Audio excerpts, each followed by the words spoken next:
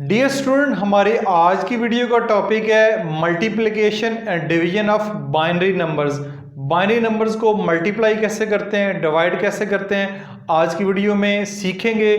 Video को start करने से पहले छोटी सी रिक्वेस्ट है, चैनल को अगर अभी तक सब्सक्राइब नहीं किया हुआ तो चैनल को लाजमी सब्सक्राइब कर लें, साथ बेल का नोटिफिकेशन भी ऑन कर लें। इसके अलावा अगर आप मुझे मेरे फेसबुक पेज लर्निंग जोन के ऊपर देख रहे हैं तो फेसबुक पेज को भी ज़रूर फॉलो कर लीजिएगा।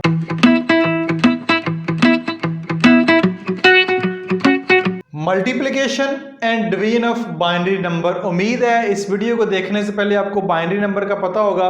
बाइनरी नंबर में सिर्फ दो ही डिजिट होते हैं, 1 एंड 0, और इसकी बेस 2 होती है। यानी दो ही नंबर हैं, दो ही डिजिट हैं, 0 एंड 1, और इसकी बेस 2 है। तो इससे पहले बाइनरी नंबर को ऐड कैसे करते हैं, सब्ट्रैक्ट कैसे करते हैं, इसके पहले मैं एक वीडियो में ऑलरेडी बयान कर चुका हूँ, समझा चुका हूँ। उस वीडियो का लिंक डिस्क्रिप्शन में मौजूद है और उम्मीद है ऊपर आई बटन में भी आपको मिल जाएगा।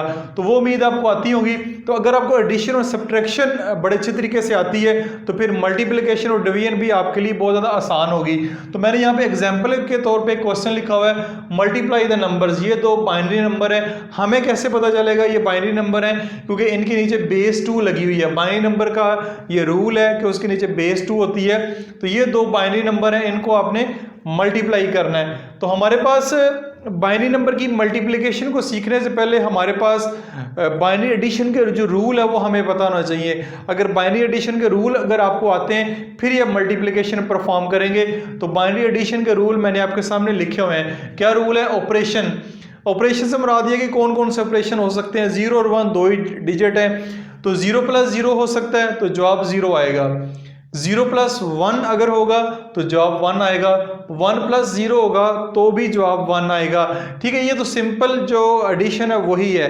लेकिन यहाँ पे 1 + 1 बाइनरी में क्या होता है, ये हमने अगर आम डेसिमल सिस्टम में देखें तो 1 + 1 2 होता है। 2 क्योंकि बाइनरी में अलाउ ही नहीं है, तो 1 + 1 जो होता है वो बाइनरी में 1 0 होता है। 1 + 1 बाइनरी में 1 0 होता है।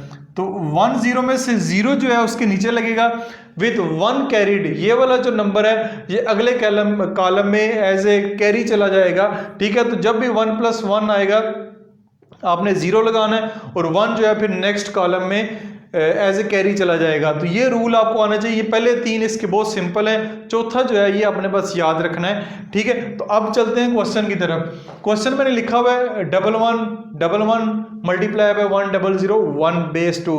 तो नीचे मैंने ऐसे भी लिख लिया है 1 1 1 मल्टीप्लाई बाय 1 0 0 1। अब चाहे इसको ऊपर लिख लें चाहे इसको ऊपर लिख लें, कोई फर्क नहीं पड़ता, जैसे आप करना चाहें कर सकते हैं। तो आप एक बात नोट करेंगे, मैंने यहाँ पे काफ़ी गैप दिया हुआ है। काफ़ी गैप इसलिए दिया हुआ है क्योंकि नंबर 1 1 0 0 यही नंबर है। तो 1 0 0 अगर इकट्ठे लिखेंगे, जोड़ जोड़ के लिखेंगे तो मिस्टेक होने के चांस ज़्यादा हैं। आपने क्या करना है, आपने थोड़ा सा गैप दे लें इनको। ठीक है, अब इनकी मल्टीप्लिकेशन बहुत ही आसान है। कैसे आसान है, आप फिल वक्त भूल जाएं कि बाइनरी है, किसकी मल्टीप्लाई कर रहे हैं। वैसे जैसे सिंपल मल्टीप्लिकेशन करते हैं वैसे ही करना है।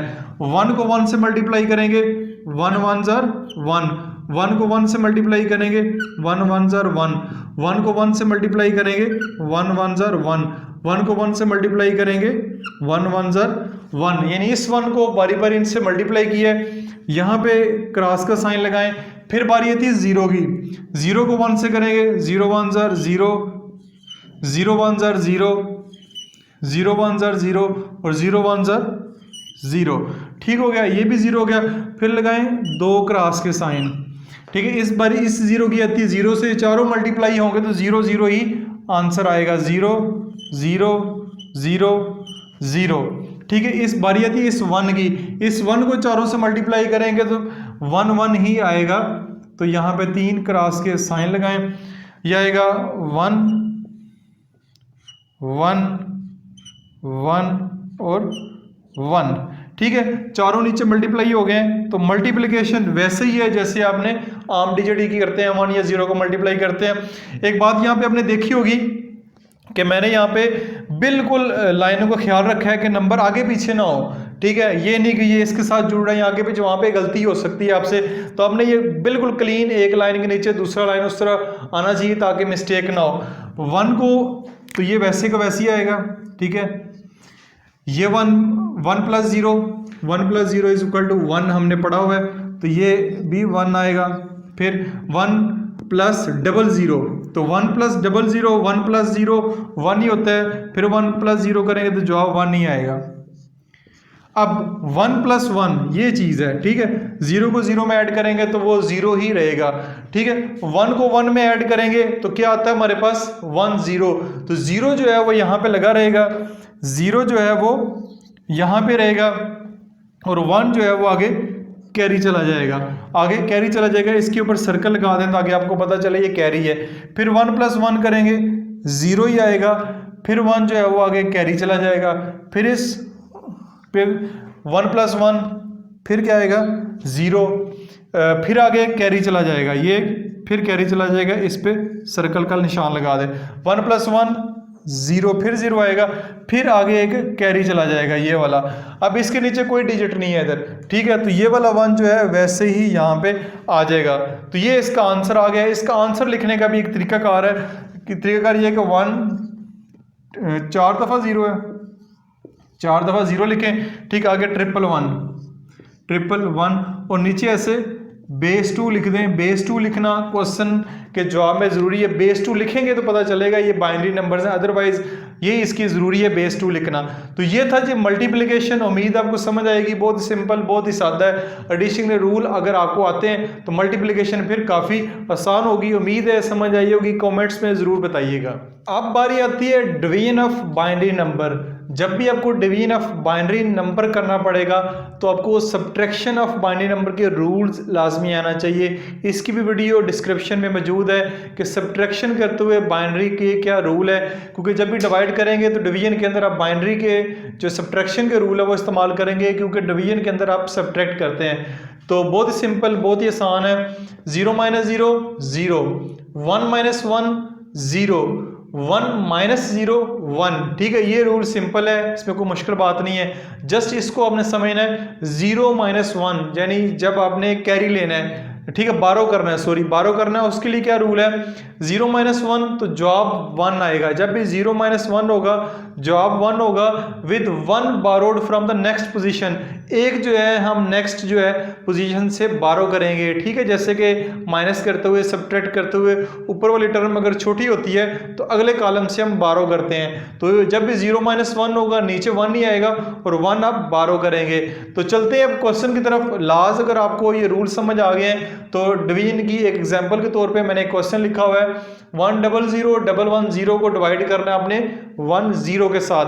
तो डिवीजन के अंदर मैंने लिखा हुआ है, तो 1 0 0 1 1 0 को 1 0 से डिवाइड करेंगे। सबसे पहला जो नंबर है वो देखना है यहाँ पे। सबसे पहला नंबर क्या आपके पास 1 है, तो ये नंबर छोटा है, ये नंबर बड़ा है। 1 0 नंबर बड़ा है, ये छोटा है। तो सबसे पहले हम 0 के टेबल पे भेजेंगे, 0 के टेबल पे जाएगा, 1 0 को 0 से मल्टीप्लाई करेंगे तो आपके पास 0 ही आएगा। क्या आएगा 0 ही आएगा। तो आपने ये बात याद रखें कि मल्टीप्लाई भी आपने जो ऊपर नंबर लिखना है वो 0 या 1 के अलावा कोई और नंबर आप नहीं लिख सकते। तो 1 में से 0 माइनस करेंगे, जवाब क्या आएगा 1 आएगा। अब ऊपर से आप अगला डिजिट नीचे उतारें, अगला डिजिट है 0 तो नीचे उतार लिया तो क्या आ गया 0। अब क्या करेंगे 1 0, ये भी 1 0 है तो सेम नंबर है, तो 1 0 1 से मल्टीप्लाई करेंगे तो आपके पास 1 0 आ जाएगा। ठीक हो गया। जब इसको माइनस करेंगे, इसको सब्ट्रैक्ट करेंगे, 0 में से 0 करेंगे 0 ही आएगा, 1 में से 1 माइनस करेंगे तो 0 ही आएगा। आप क्या करें, अगला जो 0 है वो नीचे उतार लें। ठीक है, अगला नीचे उतारेंगे तो आपके पास क्या आ गया 000 आ गया। तो अब जब इस 1 0 का टेबल अगेन पढ़ेंगे तो ये आपके पास 1 0 0, ठीक है। आपने 0 टाइम ही करना है इसको दोबारा, क्योंकि यहाँ पे 0 है तो यहाँ पे 1 0 को 0 से मल्टीप्लाई करेंगे। मैंने 3 0 लिख दिए, 1 लिखते 2 लिख दें, एक ही बात है, कोई फर्क नहीं पड़ता। तो जवाब नीचे क्या आएगा, जवाब नीचे 0 ही आएगा, 0 लिखने की जरूरत नहीं है। अब ऊपर से अगला जो 1 है वो नीचे उतार लें, अगला 1 जो है वो नीचे उतार लें, इन 0 को लिखने की ज़रूरत नहीं है। तो 1 आ गया, ये 1 है, ये 1 0 है, यानी ये नंबर छोटा है, ये नंबर बड़ा है। तो 0 टाइम ही फिर टेबल पढ़ेंगे, 0 टाइम पढ़ेंगे, 1 0 ही आएगा। ठीक हो गया।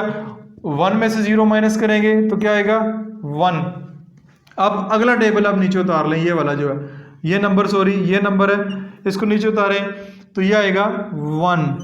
ठीक है, क्या आएगा 11। अब आपने क्या करना है, ये 1 0 है, ये 11 है, तो ये नहीं है कि अब आप पहले 0 का टेबल पढ़ रहे थे, अब 1 zeros को यहाँ पे क्या लिख लें 1 लिख लें।